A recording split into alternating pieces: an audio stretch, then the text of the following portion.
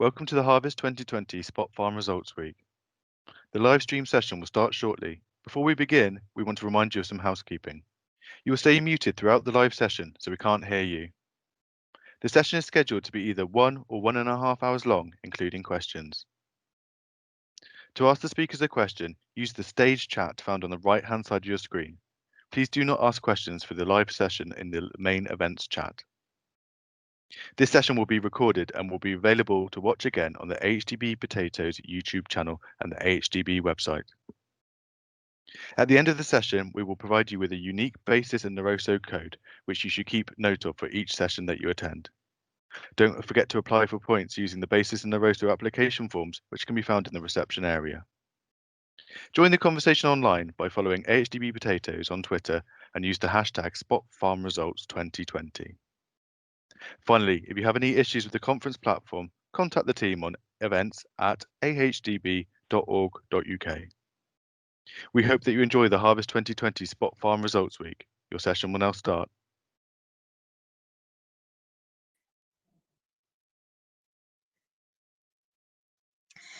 Good afternoon and welcome to today's session on irrigation.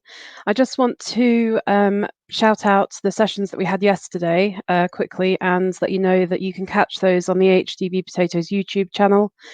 We covered desiccation, PCN and trap crops and weed management. So if you missed any of those or you want to watch them again, they're available there. So today's session, we're looking at irrigation. I've asked Mark Stalham to come along and talk to us about the previous work that we've done on the Spot Farm programme over the last few years. So he's going to run through some of the results and findings that we've seen throughout the Spot Farm programme. Following on from that, Will Gagg and I are going to talk about the trial that we did this year, which was carrying on for some work that we started last year at Spot North. So we're going to be looking at different types of irrigation and what we found. And then after that, Bob Hillier from the EA will be joining us to talk about abstraction licensing. So I'm going to hand over to Mark now, and he will get the show on the road. Thank you, Amber. Another wet season when we're talking about irrigation in January, February or March, and it seems to happen with regular occurrence. So welcome everybody to this first session of the day. I'm going to give a presentation, as Amber said, on the results of the 2015, so the original Spot Farm at James Dawes, right up till 2017, where we stopped doing work on irrigation at the Spot East site. So I'm now going to share my screen and give you the presentation that we've actually got ready. Okay.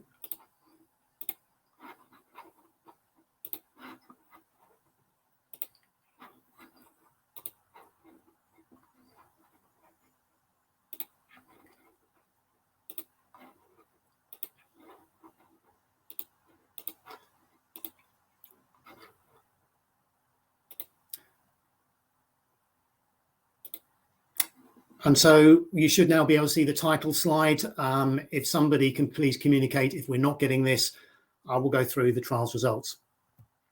So very simply, I mentioned the original Spot Farm in 2015, which was to demonstrate and compare scheduling methods on a processing crop of Russet Burbank.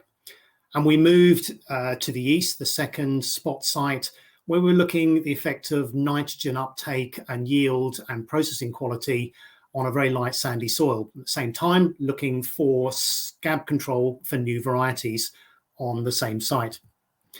So we started in 2015, where effectively we were looking at the irrigation management of a crop and trying to tie it in with probe data in the same field, in replicated spots in the field. And this just gives you a demonstration of quite a lot of data on this slide. It's very messy.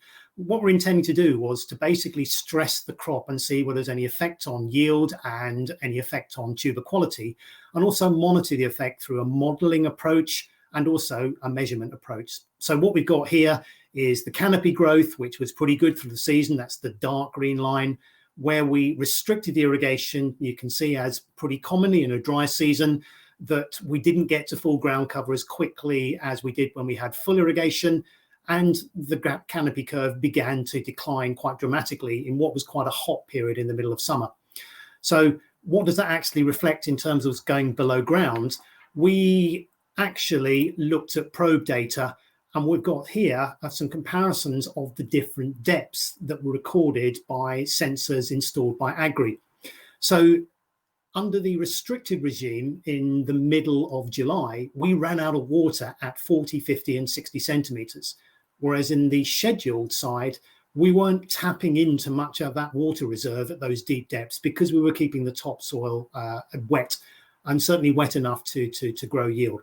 So we've reduced the daily water use down from 1.9 millimetres from 2.8. And that's a significant reduction in water use over a prolonged period of time. So how did that reflect on the results? A lot of yield data here, but very simply, the total yields were restricted by not applying 2 irrigations early. So this is one of the things, if we are restricted, we need to be looking at when the crop needs it rather than withholding it back to perhaps the hottest time of year. There was a very big yield benefit there of nearly 10 tonnes in terms of total yield. The interesting thing there is, and we're going to come and revisit this at the Spot East site, is that if you look at the ratios of the potential water use of those crops, of the restricted to scheduled, and you compare the same ratio in the yields, they're very similar. In other words, the water use actually does predict the yield very well. So that's quite interesting, and we'll move on from that. So we now moved away from James Dawes, and the second of the Spot Farm sites at Elverden Farms, managed by Andrew Francis, and we brought into a program here involving nitrogen, and particularly the involvement of nitrogen leaching with a very frequent irrigation regime that Andrew normally practices at Elverden.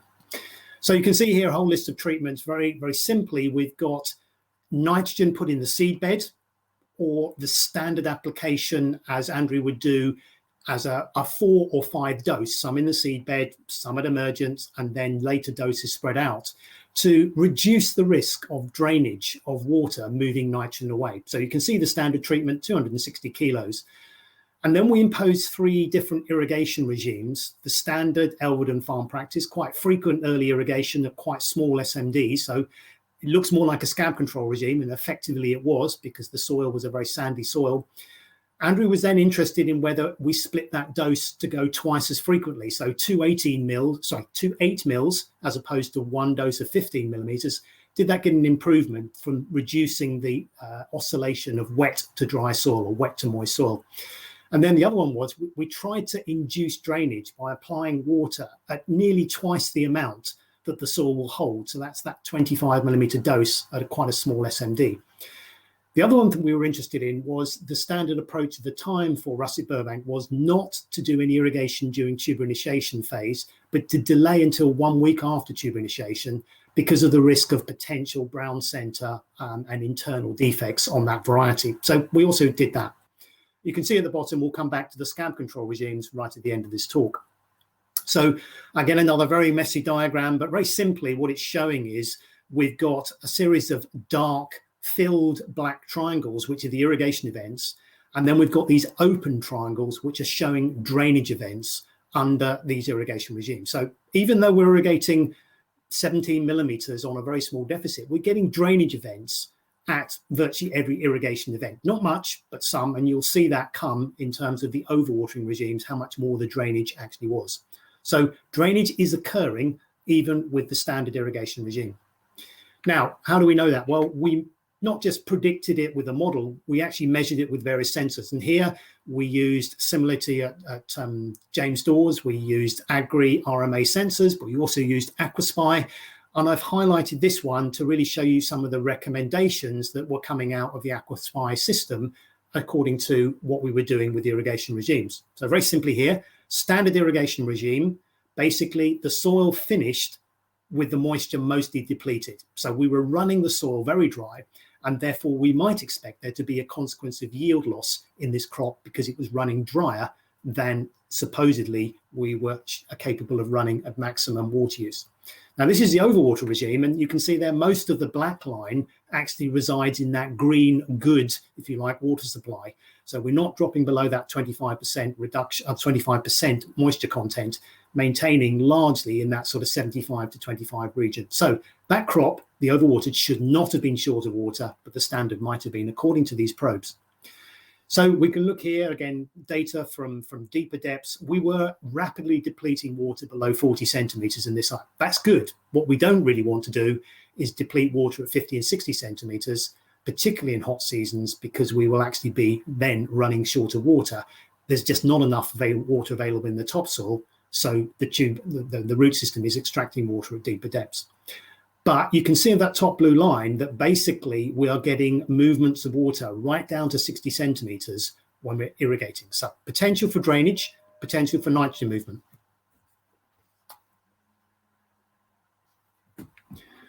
What we can also see here is basically that we've got probes installed in different parts of the bed, but very simply, the 50 centimeter depth was incurring drainage events that the standard irrigation regime wasn't.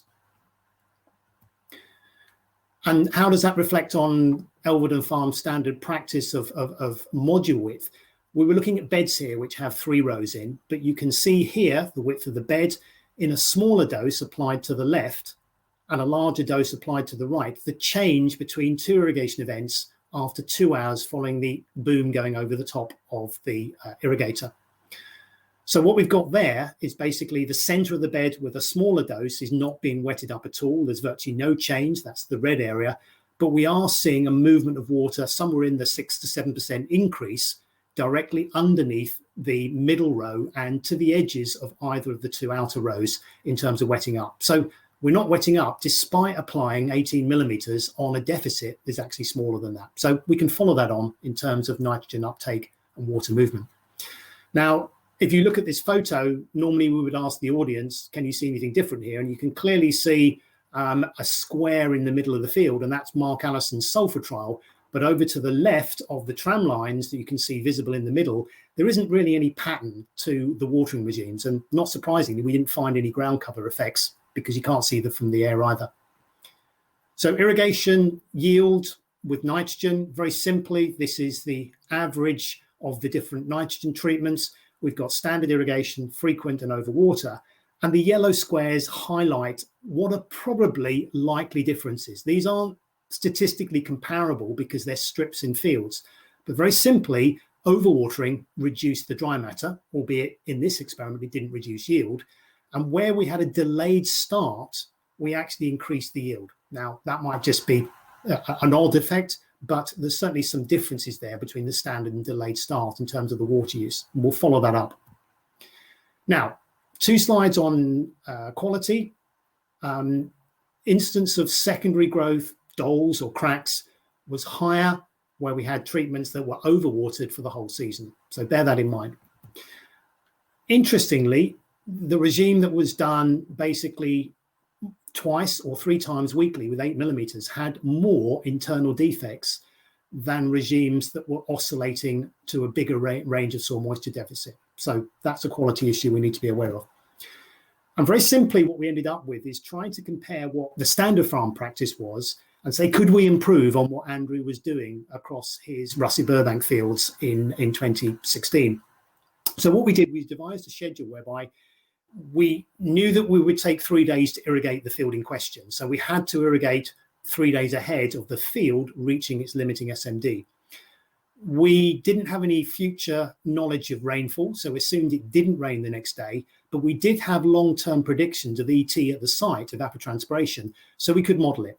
And very simply, the summary table was Andrew Francis was doing an extremely good job. That's the line at the top, 160 millimeters of water applied. We basically used the water nearly 98% efficiently, and we produced a yield of 65 tons. If we looked at a best practice by trying to say, can we restrict the water, then we can put on basically nearly two to 3 doses less. We can reduce the drainage very significantly, but we reduce yield, and doesn't want to reduce yield. So even if we optimize the irrigation by looking at the management of prediction of rainfall, looking at real-time ETO in that season rather than an average, we could improve the amount of yield that we get, but only by a very small amount. But the interesting thing is we do reduce drainage. So what we're looking there is reducing the drainage function, albeit we might not change the irrigation, we might not change the yield. So that was a summary of 2016. You can see that there. Basically, there was no effect on ground cover development or senescence in 2016. We'll compare that to 2017 in a moment. And there was no effect on yield or quality generally, but twice frequency irrigation did have an effect on internal defects, and overwatering reduced dry matter and increased the mist shapes. So it is difficult to improve on farm standard, but we tried. So what was the issue that Andrew was looking for us to solve or help out with? That would be the potential for moving nitrogen down the profile, and the reason why perhaps more nitrogen is required than we would recommend from an RB209 recommendation on those soil types. Unfortunately, we lost a lot of sensors in 2016 and 2017, just a natural breakdown. We're finding a more robust solution, but we did get some data out of 2016. And what it shows is that the red lines are basically where we've got data showing the drainage of water and the movement of nitrogen to 50 centimeters. What you can see is that the nitrate in terms of milligrams per litre never exceeded 7 or 8 millimeters of nitrate in the profile at 50 centimeters. We would expect flushes of nitrogen to send that sensor probably 3 or 4 times higher. So whilst we're moving whilst we're moving water down, we did not, from these data, appear to be moving nitrogen down the profile.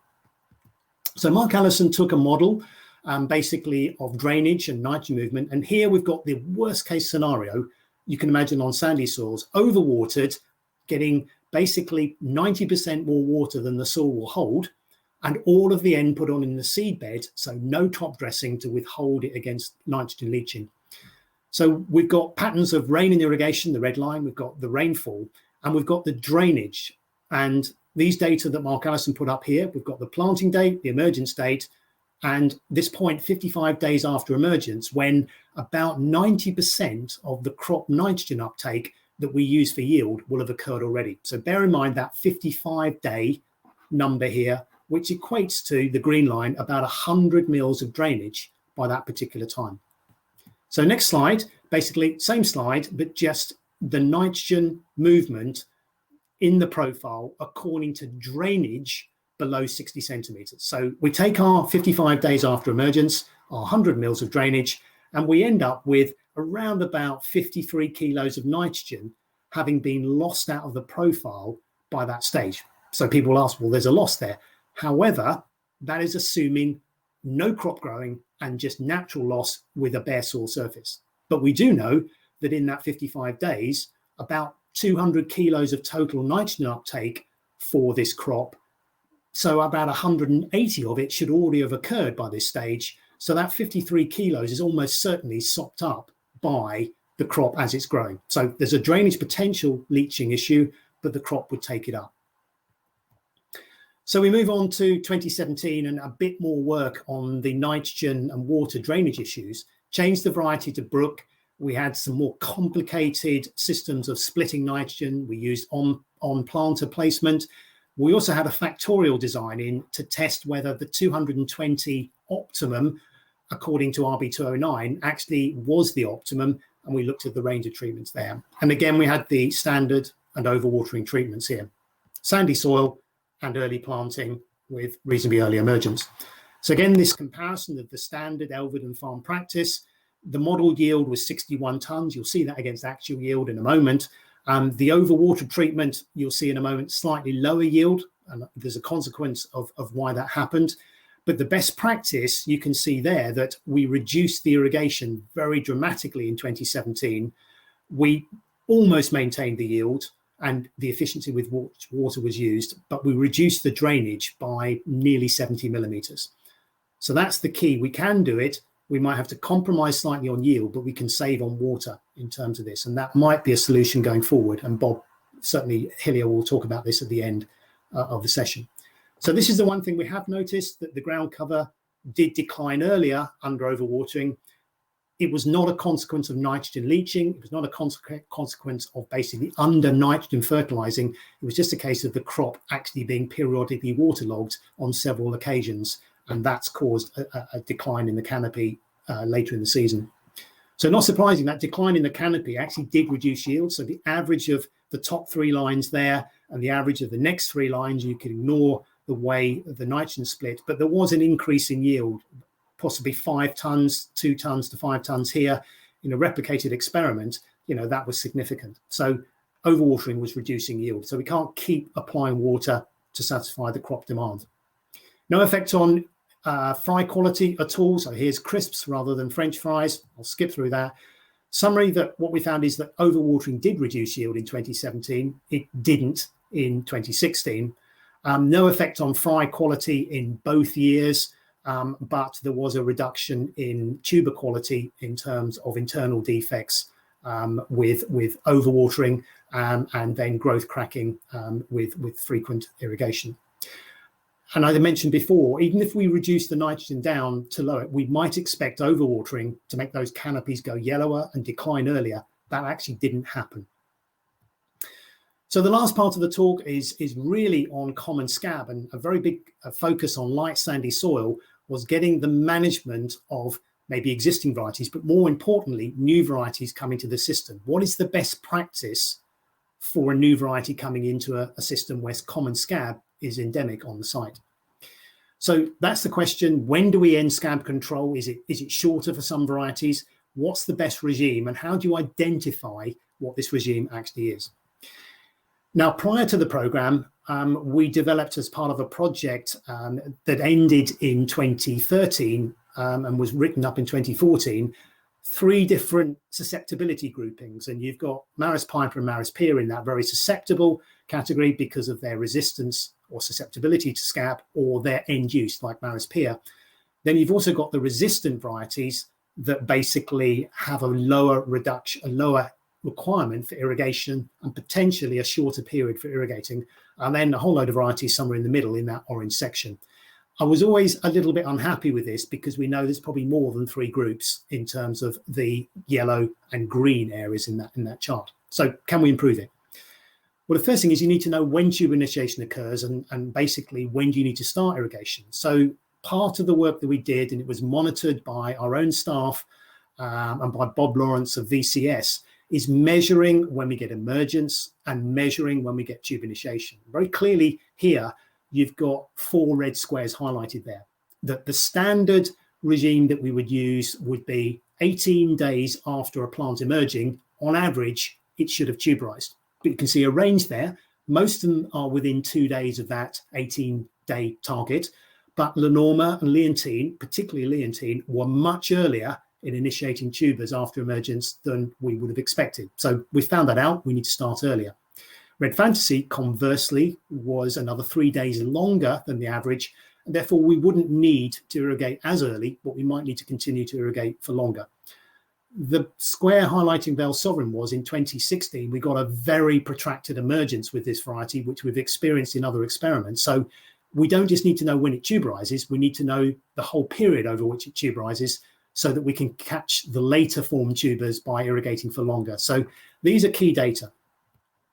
So we've got irrigation regimes here. We did a very frequent regime that Andrew Francis follows as standard.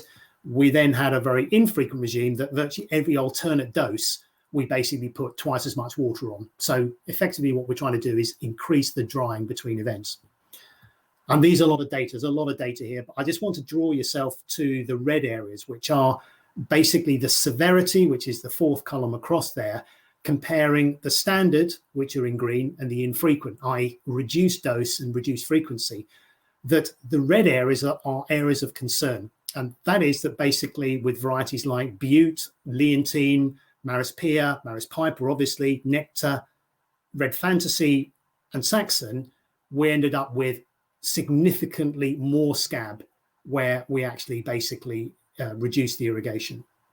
The interesting thing on the right-hand side was there were a number of instances with varieties on powdery scab, and we find there that the standard regime has more irrigation-related powdery scab, we believe, than the infrequent. So we're looking at combination diseases here. In the absence of inoculum, we're looking at common scab, but where we have powdery scab, we need to be concerned about the frequency we need to be irrigating.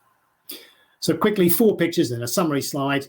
Maris piper, you can see by using a very frequent small SMD dose, we still get scab, but the picture on the right does show how much worse scab we get when we actually have an infrequent regime operating every alternate dose. Maris Pia, similar as well, more scab on the right-hand side with infrequent irrigation. Red Fantasy, no effect. And Soraya, no effect. I've just picked a couple of varieties there that didn't show it. So for those latter 2 varieties, we can afford to actually either start slightly later if they're initiating tubers. We can afford to increase the soil moisture deficit and maybe miss 1 or even 2 irrigations during scab control. And if they grow quickly, like Soraya and Red Fantasy do, we might actually be able to stop irrigation earlier to avoid overwatering at the end of the traditional scab control regime. So in summary, basically, we have 2 different seasons. So we've got high and low scab, but we're still getting similar results. We know Maris piper is bad. That's not surprisingly. In 1 year, we got the irrigation, what we thought timing was right, but the soil was extremely dry at TI and we could not wet up, as shown by some probe data that I haven't shown you here. But in summary, we've got worse scab in the varieties you can see there, Leontine, Pia, Nectar, Red Fantasy and Saxon, where we did this in frequent regime. We expected it in Maris piper, but it's interesting we've got it in other varieties as well. And the issue with powdery scab.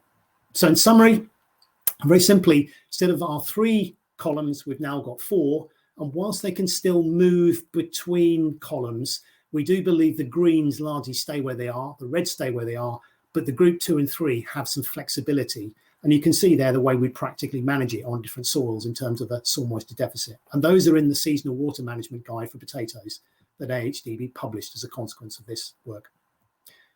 So I'll leave it there and hand over back to Amber. Brilliant. Thank you very much, Mark. Loads of really interesting results there. And as you've mentioned, the seasonal water management guide, if you want that, just get in touch and we can send it out to you, or it is on the website. Always good to have to hand when you're going through the season looking at irrigation. So I'm going to ask Will to join me now. We've got a few questions that have come in, but I'll save those to the end and I'll share my screen.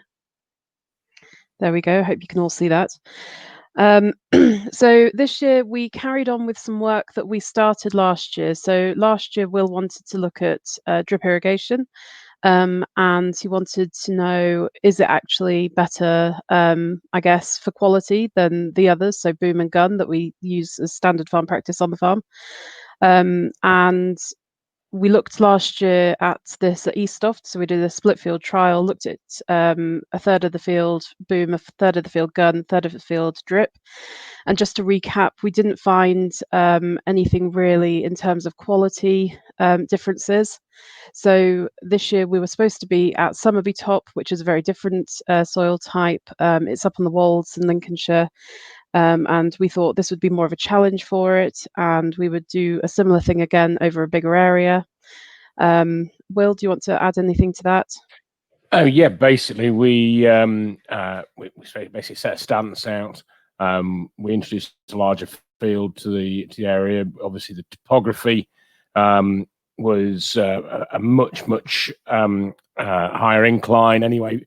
But basically, there was a slight slope going down the field, down the length. It's much sandier based soil, so hence we also put Piper on there to really sort of highlight, see if we could see any sort of major differences through pack out. That's what our intention was, basically. Quite high stone content in the soil as well, isn't it? Yes, sorry, yeah. I should have said that. Yeah. So this is the field yield. So Will took these measurements off the field, and as you can see, there's not really anything in between the 3 of them.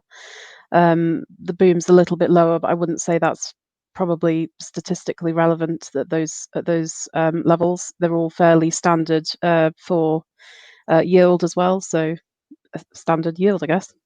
Not really much to show there. Basically, we took 2 hectares out of each section out of this field, and basically multiplied up by We've been trialing as well actual data from satellite info from off the harvester, and that actually tallied up with actually the exact how many boxes went into store. I would stress this is actually basically tonnage into store. There was obviously oversize and undersize as they were graded into store taken out of this as well, but that's actual tons in store. In terms of differences, Will, did you see anything when you were, as the crop was growing, or doing yield digs as you went along? If anything, as we sort of set ourselves out, as far as difference in crop, I couldn't see an awful lot different in the canopy. If anything, the trickle looked fractionally healthier, but that was it could have easily been a patch in the field. There wasn't an awful lot to say between any of them. If anything, when I was actually digging initially, I felt that we maybe had a few more tubers in the trickle area, but in reality, when we actually did our main yield digs, no, there wasn't. There was obviously slight bits of field variation, but in our final yield digs before we actually took the crop down, tuber numbers were very, very similar. So Brilliant. but no, in general, I couldn't really tell an awful lot of difference in the crop, to be honest, and on that. Yeah. So we'll move on to pack out results in a minute. I just wanted to say thank you to Richard again from Cockerell's. He did a fantastic job getting the pack out results back to us. He always does a load of detail, which is always fantastic for this sort of work. So thanks to Richard. So pack out yield and size. So we've done the pack out yield. So this is taking out any undersized and oversized soil, stone, as well as quality defects. So you can see from this that the trickle came in at 80%, the gun and the boom 85 and 84, and then an unirrigated strip, which was 75%.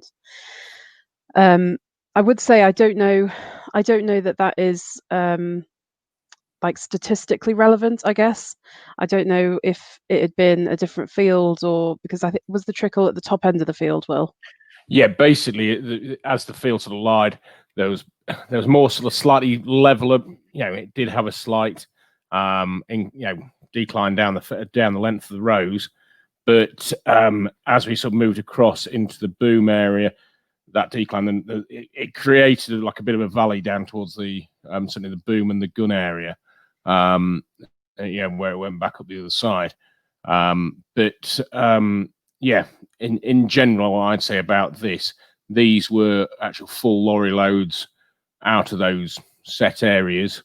So it's not just sort of small amounts, the odd box here and there. It is actually full lorry loads. So and in general, for me, passing my eye across. And when we were actually doing our samples into store, we couldn't see an awful lot of actual quality difference between the different regimes. You obviously could quite considerably, in all fairness, at the unirrigated, and to make sure that the unirrigated worked, we actually purposely just missed some rows out the trickle area, so we wouldn't get any drift from the boom or the gun or anything like that. So it was a true pack out for that anyway. So so those areas, I mean, obviously the trickle created a slightly better pre-pack area, slightly worse bakers, but and the rain gun obviously the opposite way around, but across the board there wasn't a huge difference. Obviously, pack out yield, the gun was 5% more than the trickle, and 1% more than the boom.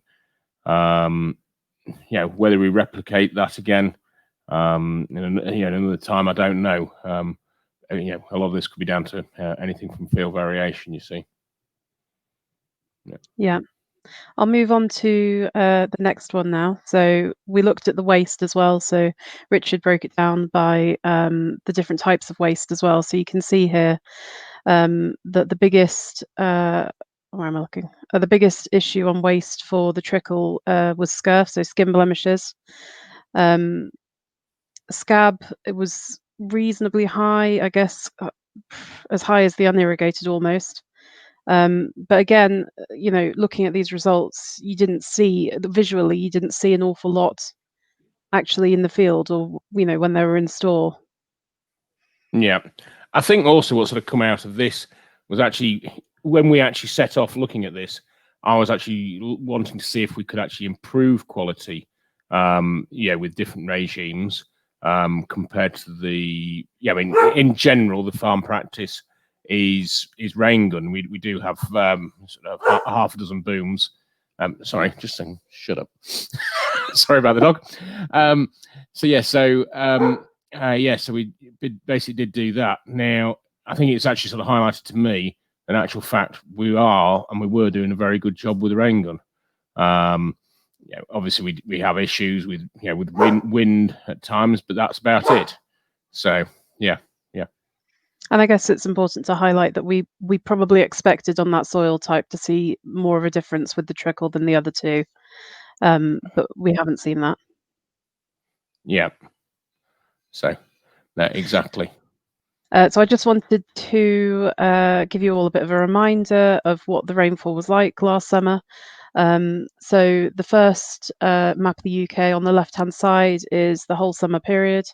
And you can see that we're sort of just above average for summer last year.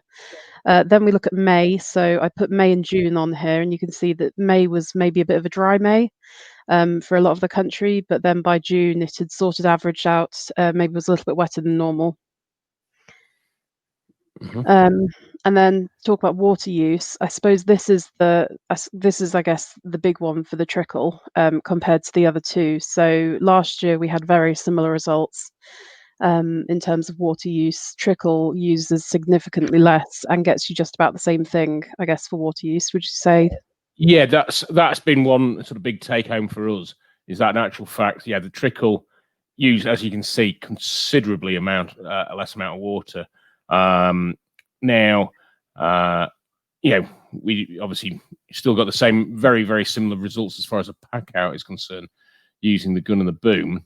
But it does just highlight just actually how more efficient water use is through trickle. Obviously we put there 7 passes at 20 mil. Some were 21 mil. Some were down at 14 mil. It all just depended on the actual scheduling, weather patterns and things like that, how things were happening with the day-to-day weather. So I'll touch on that quickly because I can see there's a question that's just come in on that about scheduling. So how would you do that, Will, on farm generally? I'll be honest, hand on heart, it's down to myself, basically going round, looking at every field, digging into every field. Personally, so far, we've used the odd probe here and there. I haven't found something that actually sort of so far beaten myself going into a field and just physically looking, digging, and knowing that soil. It's pretty crude, but it works for us. It does take up a lot of time, but in the grand scheme of things, in the long term, yes, we would like to find something that would help and replace that. But so far, there's not been something that has been able to do that for myself. I will say that this year we had hoped to look at a lot more of the sensor technology.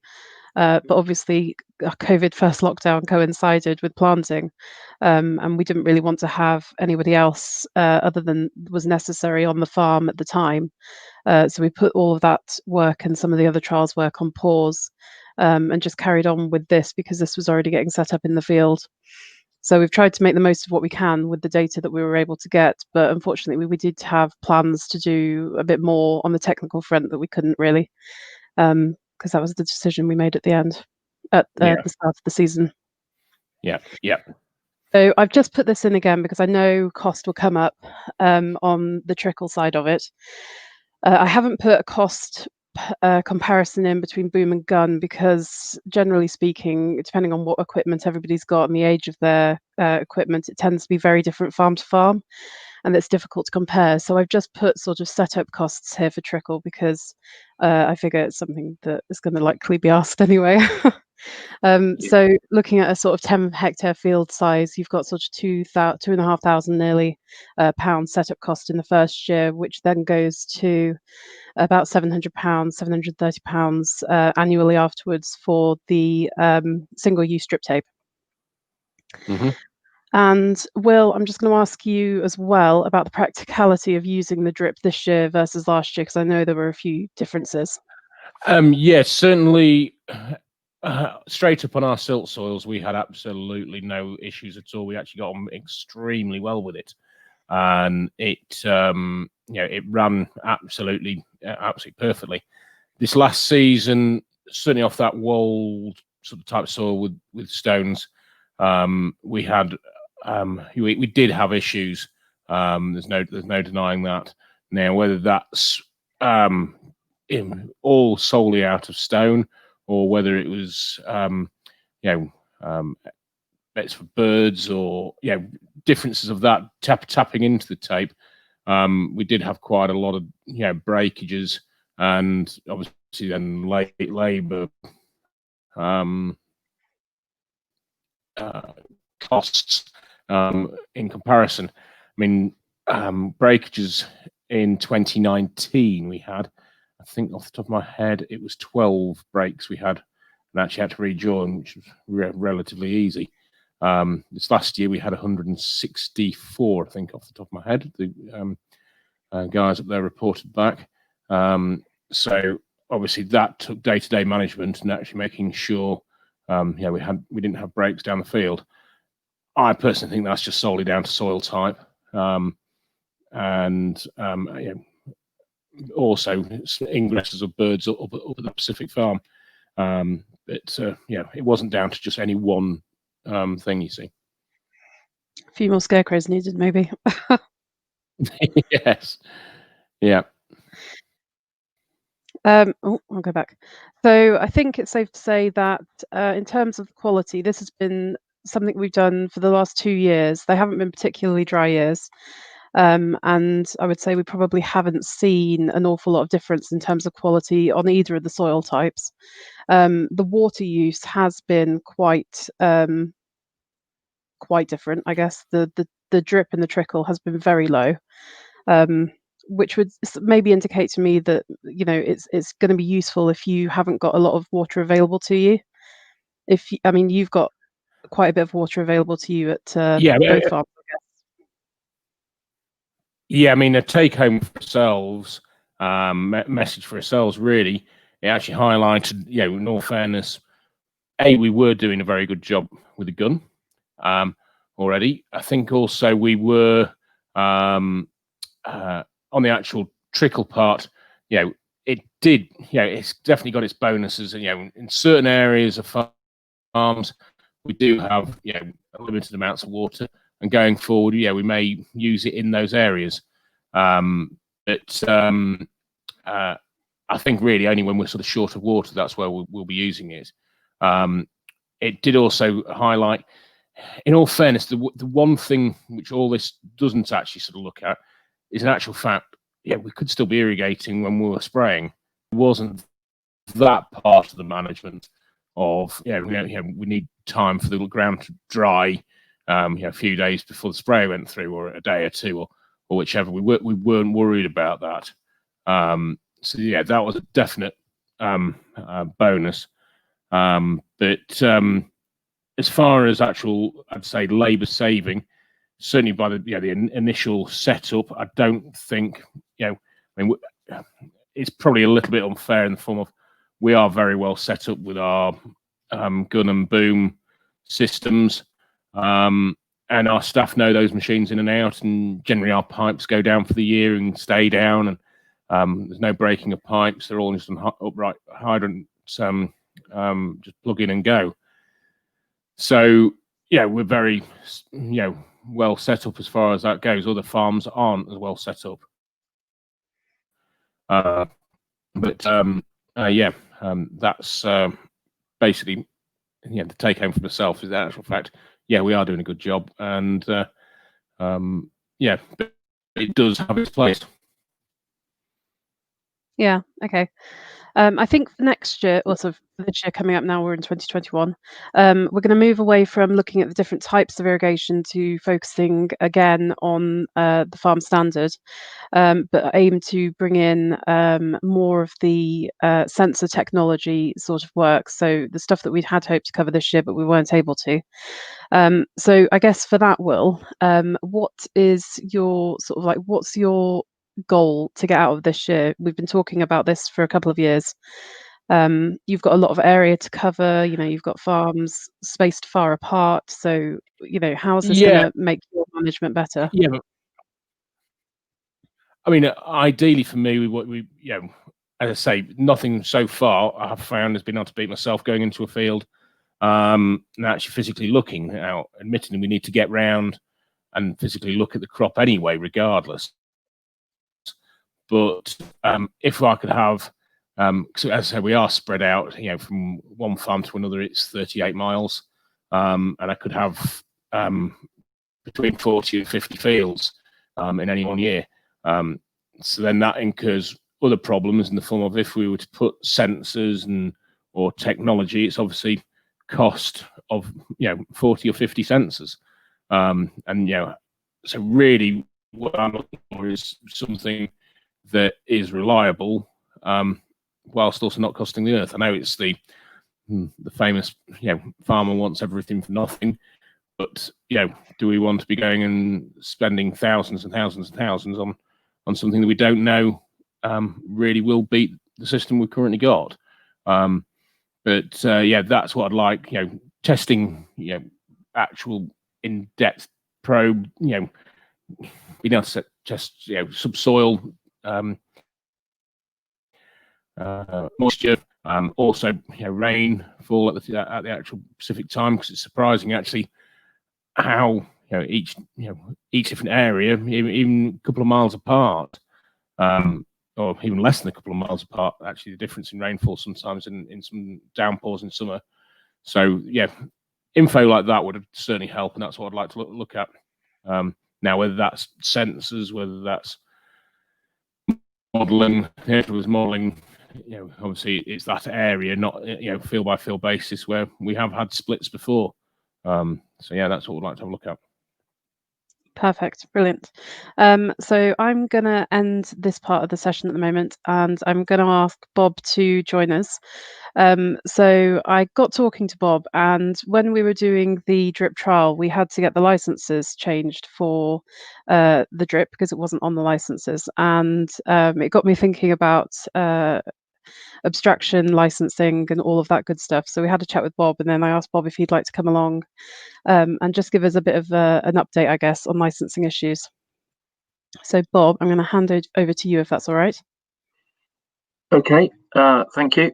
I think my license slides are coming up. So good morning, everyone. I've seen a few names that I know already. So this is just a very quick run through of abstraction licensing from an agricultural irrigation perspective, and a bit of an update on some of the abstraction management issues as well. Thank you. So if we could have the next slide, please. Thank you. So the Environment Agency has many abstraction licensing strategies for the catchments in England, and they provide information on how we manage new and existing abstraction licenses, and it provides important information on things like where water is available for further abstraction, and importantly, an indication of how reliable a new abstraction license may be, and outlines what actions we're doing in many catchments. We also have at the moment what we call 4 priority catchment abstraction licensing strategies that we've just published in the last few weeks. They are in sort of web page format, so-called HTML format, and they provide an overview of innovative catchment projects where we're trialing with partners, sort of priority catchments. So that's from the DEFRA's water abstraction plan that they published in 2017. So the link there gives you where you can find these abstraction licensing strategies, and they're a helpful way of seeing what water may be available if you need a new license. Thank you. If we can move on to the next slide. So this is obviously about applying for an abstraction license. You need an abstraction license for anything over 20 cubic meters, which is roughly sort of 4,400 gallons, whether you're abstracting from a borehole or from a river. And now for an irrigation licenses, that's a normal abstraction license. So it's an application fee of £135, and then there's an annual charge as well, standard unit charge that applies to that. So that's for a full license. And then there's other licenses, transfer licenses, where you take water from one source to another, for example, from a river to a drain, or where you have a temporary license as well, just for less than 28 days. If you need a license. I should emphasize that that's not really something you can add to your existing license. It's for a novel, new abstraction type. It's not for extending your license for irrigation, for example. And then last, we have an impoundment license as well, where that includes structures such as sluices, weirs, or dams. Okay, I'll talk about abstraction charges a bit more in a moment, but the abstraction license document there, I'll put up one there just to show as a dummy, if you like. So that includes the license holder's details. So that will include the name, address, and then the source. So whether it's a river or a borehole, and then the points of abstraction, particularly if it's a groundwater source, and if it's a river source, it might be a stretch or stretches of a river where you can abstract the purpose, whether it's for irrigation, for example, or general agriculture, the season, is it for a winter storage reservoir, or was it all season, all year round, or was it for the summer to abstract from to irrigate crops? And then that includes the quantities as well, how much water you're licensed to take. And then measurement is important as well. And make sure that people got the appropriate abstraction meters to make sure that they can provide record accurate records. And those records we require to be returned to us. Abstraction returns back to us. So if you've got an irrigation license at the end of your summer season, by the end of November, we typically ask for that information be sent through to us, mainly online. I'll talk about that in a moment as well. There are some of you may well have things like hands-off flow conditions on your license. So that means that a certain level of flow on a river abstraction, for example, you may not be able to take any additional water. You might have to stop, or you might have to reduce your abstraction take. And then if you're in a conservation site, so for example, site of special scientific interest, SSSI, you might have to undertake some environmental monitoring as well. And then in more recent times, we are looking at fish and eel screening and passage, so we may come to you for requirements for that as well. Thank you. In regard to abstraction returns and charges, the abstraction returns, as I said, they need to be submitted each year. So at the end of the summer, in November, or for other licenses, if it's for an all year round license, you tend to ask for those by the end of April. Many of you may have two-part tariffs where you're irrigating. So that's where you get a basic charge of 50% of your abstraction license volume. And then the second part of your annual charge is actually based pro rata on what you actually use. But it is important that you do submit a return, because if you don't submit a return, then you'll be charged for your full license quantity. So it's really important that you send through that information as well. So the application charges and annual charges, they are on .gov.uk, and the links there. And so for an irrigation license, you charged £135 for an application fee, and then your annual charge is based on how much you abstract, losses. Irrigation is regarded as a high loss, so you tend to pay more for that, and also on the source, if you have supported rates, for example, if the Environment Agency does any type of river support, and the how long you're abstracting, is it the whole year or the summer, and you pay a lot more for summer abstraction. It's 10 times what you'd pay for the winter charge as well. So as I said, that's all on .gov.uk, and there's also an abstraction charges calculator. So if you've got an existing license, you can see how much you're likely to be charged, or if you're looking to get a new license, then you can see what the likely charges are, and they're updated sort of every spring, those abstraction charges. Thank you. In recent years, trickle or drip irrigation abstractions come into regulation, and the deadline for receiving applications for these previously exempt abstractions passed at the end of June last year. So now we've got sort of 2-3 years to actually determine those licenses. But it's important that if you haven't applied for a license and you're looking to abstract, you do apply for a license, and you certainly shouldn't be abstracting if you haven't applied for a license as well.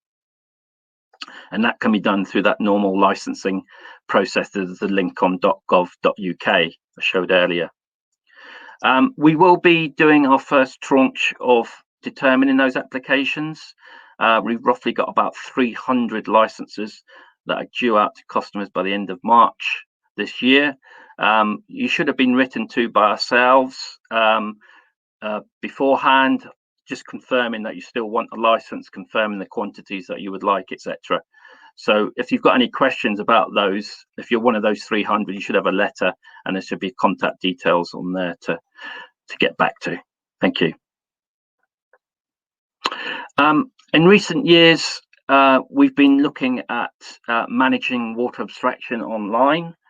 So you can now set up and manage your water abstraction license online, again, all on .gov.uk with that link there.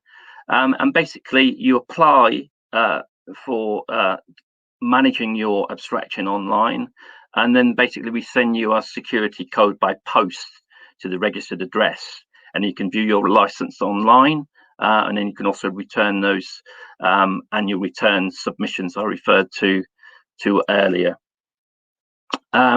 If you want to, for example, have one of your agents or consultant to access that online account, then you can do that once you've received that security code and registered that online, and you can share that with whoever you want to. And basically all the licenses at your address will be on that account that you can register, and then but there's an additional function there to add any more that you may have at additional addresses as well. We will be adding new features to the service, so we will be looking at live flows and things like that in time to come to add to that process. Thank you. Obviously at this time of year, I know farmers are always busy, but there's some winter sort of jobs that be useful. We've obviously got Storm Christopher, I think, at the moment, that's coming over, topping up very saturated catchments. But so river flows are very high at the moment in many cases. But please take every opportunity you can to sort of top up your winter storage reservoirs. It's important to do that so you're ready for the summer. If you've got any problems, if you've got, for example, any sort of liner problems with leaks, anything like that, and you're having problems refilling, please contact your local area office, and they'll try and help you as much as they can. Please sort of don't leave it to the last minute before your license period at the end of March typically ends. So please come to us early to discuss any problems you have. And also, obviously, the last 3 years we've had sort of many sort of dry periods in parts of the country and drought in certain times as well. So have a look to see if there's anything you can do to review your abstraction licensing needs. And again, you can vary your license there at that link on .gov.uk as well. So there's an opportunity to do that. Thank you. We will be, as we do every year, we will be sending out, publishing what we call our irrigation prospects, looking at how well water availability is going to be for irrigation over the summer. We will be doing that as per normal at the end of February, our initial irrigation prospects. So we'll be publishing on Farming Advisory Service technical article site, but also we will be sharing it with AHDB and other organisations as well. And we will be updating that typically at the end of April, May. Obviously, at the moment, given all the high rainfall, high flows, groundwater levels recovering, hopefully we will see many catchments, if not all parts of the country, at good, but we'll have to see a bit nearer the time. So that's a status obviously farmers like to see. The other two statuses are moderate, so whether there might be some restrictions that may apply, so hands of flow conditions may cut in, so we think they might be pertinent.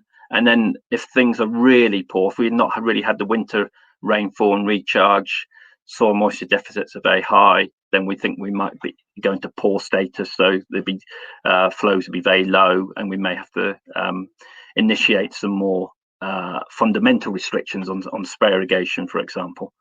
But hopefully we'll be at the good end for the spring. Thank you. And then there's some more information that we have to help you sort of manage your abstraction in your business, hydrological information. Again, in .gov.uk, we've got water situation reports, and they give you the latest information on a monthly time step for rainfall, river flows, groundwater levels, SMD, etc., for different parts of the country. And they're usually updated, I think, around the 11th or 12th of the month. So December's information is already on there if you go online. We also, on a weekly time step, we update information on rainfall across the country, on the different catchments, parts of the regions, and also river flows as well. So you can see what the latest position is on those. And then the Met Office, obviously they provide weather forecasting, but you may not be aware they also do a 3-month forecast, and they've recently changed the format of that as well. So their current 3-month forecast is from January to March, and I think they're looking at least normal, if not above average rainfall going into that period as well. But they update that towards the end of the month.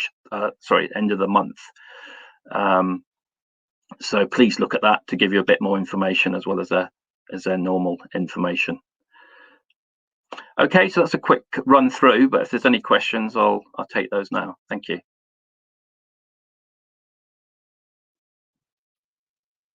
Brilliant. Thanks very much, Bob. I've got one question here for you to begin with. So when do you think we'll see the end of LEV for those caught in RSA? Got to love an acronym. Yeah, sorry, what's LEV? I'm not quite sure what that is. If the person who asked that question could just elaborate a bit more, that would be great. And then we can come back to that. If I ask our other speakers to join us as well, we'll start with questions for all of the talks. So I've got a couple here to begin with. I think came in, I made a note when they came in around the N work that we were doing at Elvedon, Mark.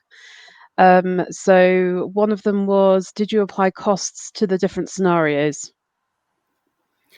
I have done in the interim, because we did do it, but I can't find them easily.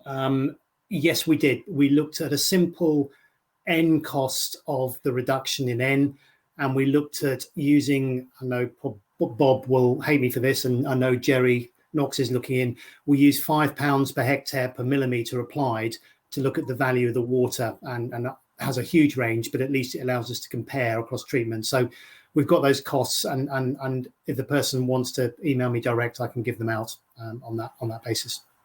Perfect. And then another one on the same bit of research was about the organic matter of the soil. Well, I could find this. So 2016, it was 2.3%, and 2017, it was 1.9%. So typically low, but higher than you would have for a normal sandy soil, but not much increase in water holding capacity as a consequence of having either 2 or 1.9. Perfect. I think there was organic matter work done at Elvedon, wasn't there? Yeah. About increasing organic matter as well. So that's another part of that. Let me just see. So thanks, Mark. Great presentation.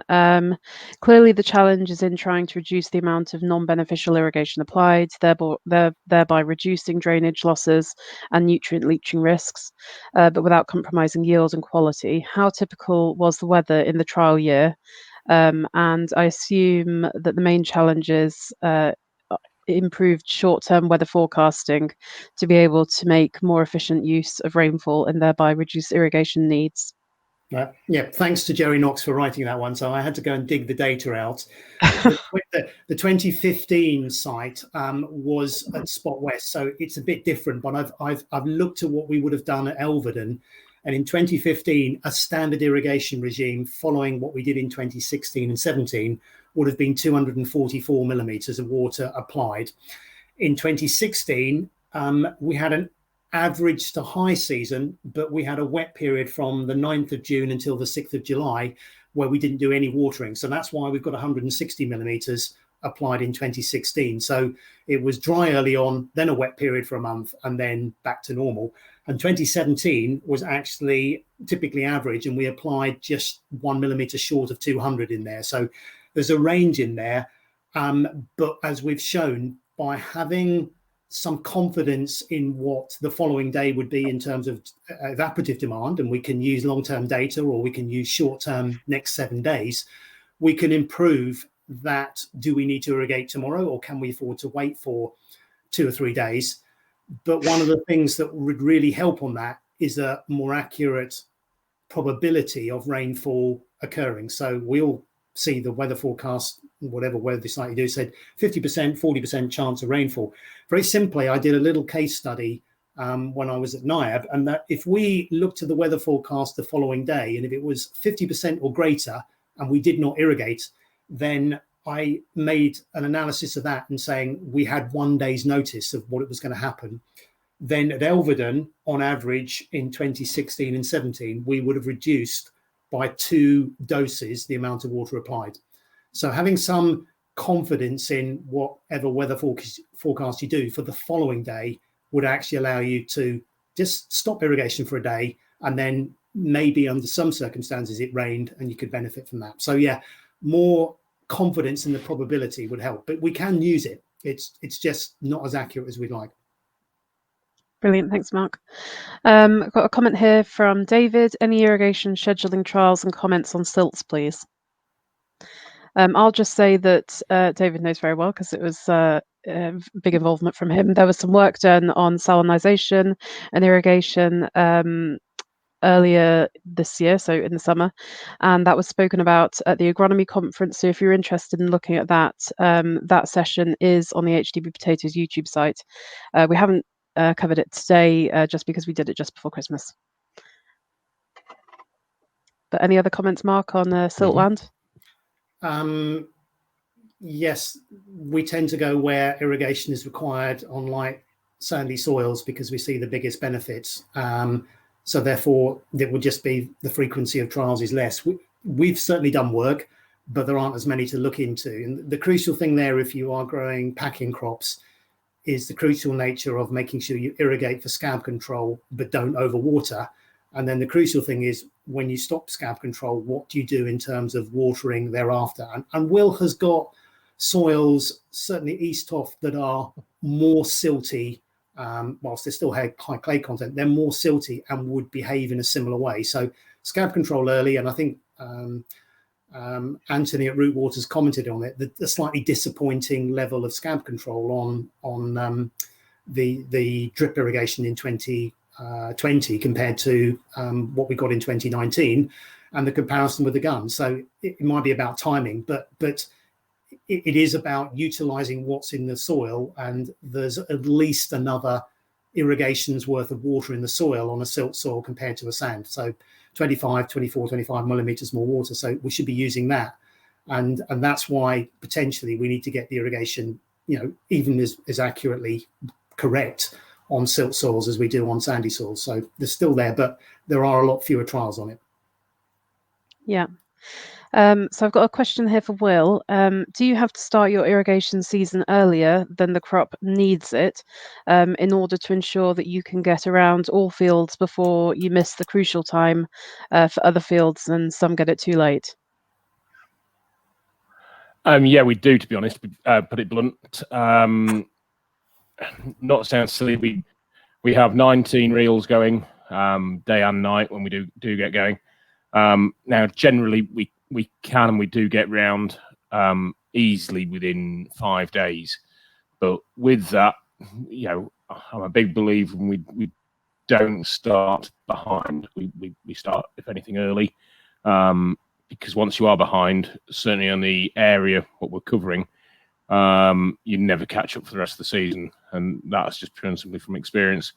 So yes, so we do start early, not massively early.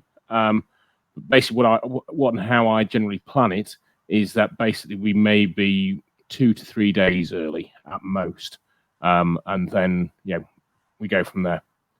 So that's the plan. Perfect. I've got a question about tuber numbers. Will, did you notice any difference in tuber numbers between the trickle and the overhead? As I said, actually, when we were going through the talk, if anything, yes, fractionally slightly better tuber numbers, I would have said, in the trickle. When it came down to the final test digs, though, just before we desiccated, there wasn't huge amounts of variation. Now, it may have just been myself, when we were actually looking at those, but certainly I felt there was 1 or 2 tubers more per plant throughout the growing season. Right, I'm just trying. I know there's right. So I've got one for Will as well about desiccation. So Jared's asked, was there any difference between trickle, gun, and boom when it came to flailing the crop, i.e., ease of travel, soil damage, etc., or did you use chemical desiccant only? No detail everything on that site this time. Now, I'll be honest, the gun and boom areas, certainly up in that sort of lighter, easier draining soil, they travel absolutely fine, and so did the trickle. The travelling part wasn't any issue. If anything, the trickle, it was a bit trickier, because a couple of times it managed to suck up the trickle, the flail did, and then wrap up around the actual shaft of the flail, just in odds and sod places.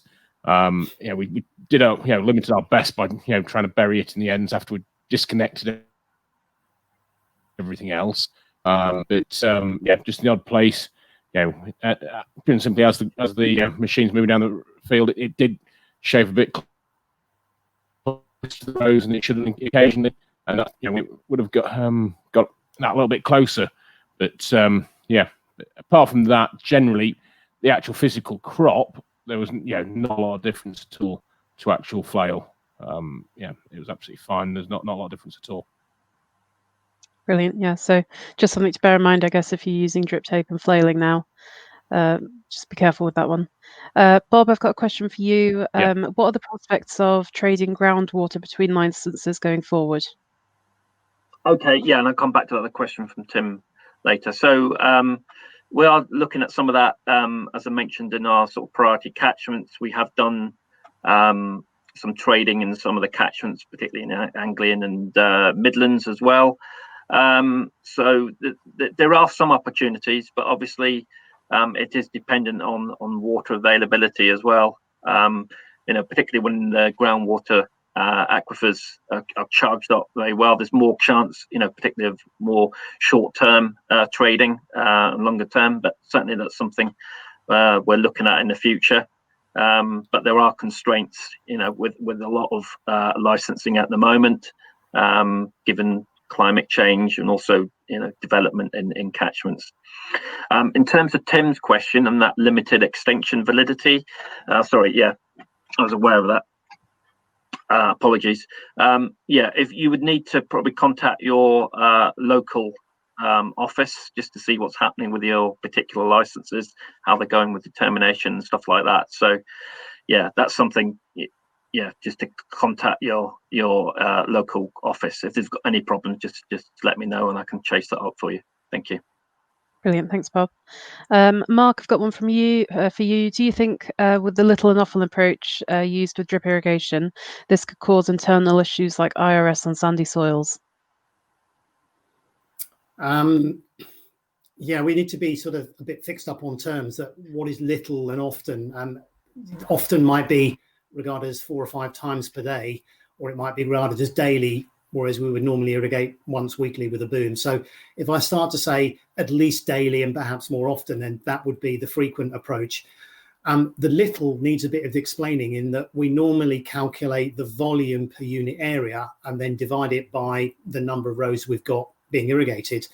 And so what you actually get is close to the emitters on drip lines, you will end up with a lot coming out, even though on average spread across 1.8 meters of bed, you'll end up with a little effectively. So maybe 2 or 3 millimeters could actually be 30 millimeters in very small areas. So that's the key. And that's then where I think the question's going, is that I never published the work on it, but the work on IRS we did in 1998 and 1999 at Cambridge University Farm did show that internal defects were actually increased. So things like IRS and brown center and hollow heart were increased by the amount of water that you applied. So as we went up from drought through to normal regimes to oscillating regimes where we put a lot on infrequently through to doing a lot very frequently, and that includes the daily applications, we did end up with more internal defects.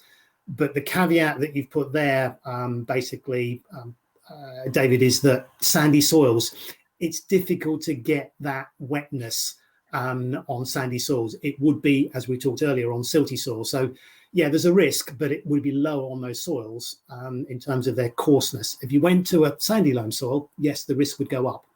So yeah, it's a sort of double answer to that one. Perfect. Thanks very much, Mark. I've got just a couple more questions. What about applying lime for scab control? I don't think we've got enough time for answer Tim's question on that one. So we'll move on. Fair enough. I'll talk to Tim directly. So. Fair enough. I've got another question that I think might be worth Tim having a chat with Bob directly for as well. So I'll leave those two to go to that. I'm just going to check the chat for anything else that I've missed.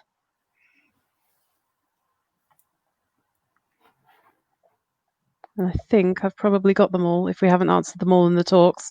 I'll go through them again afterwards. And if there's anything that I've missed off, I'll get back in touch with the guys that have asked them. So I just want to say thank you very much to my speakers for coming on and speaking today. And thank you very much for everyone who's tuned in to listen. If we can move on to the slide. So these are the basis and the ROSO codes for today's talk. So if you make a note of those, then you'll be able to claim the basis and ROSO points for this. We've got another webinar coming up this afternoon starting at 3 p.m. So this is looking at resilience through research. So make sure that you tune into that one as well. And then you can join us again tomorrow for the talks that we've got on there. If you're on the hop-in system, you'll be able to see what talks we've got coming up tomorrow, and we'll also be promoting them through our general channels and on the emails as well. So if you're not sure, just have a look at those, and we hope to see you tomorrow. So thank you very much for joining us and have a good day.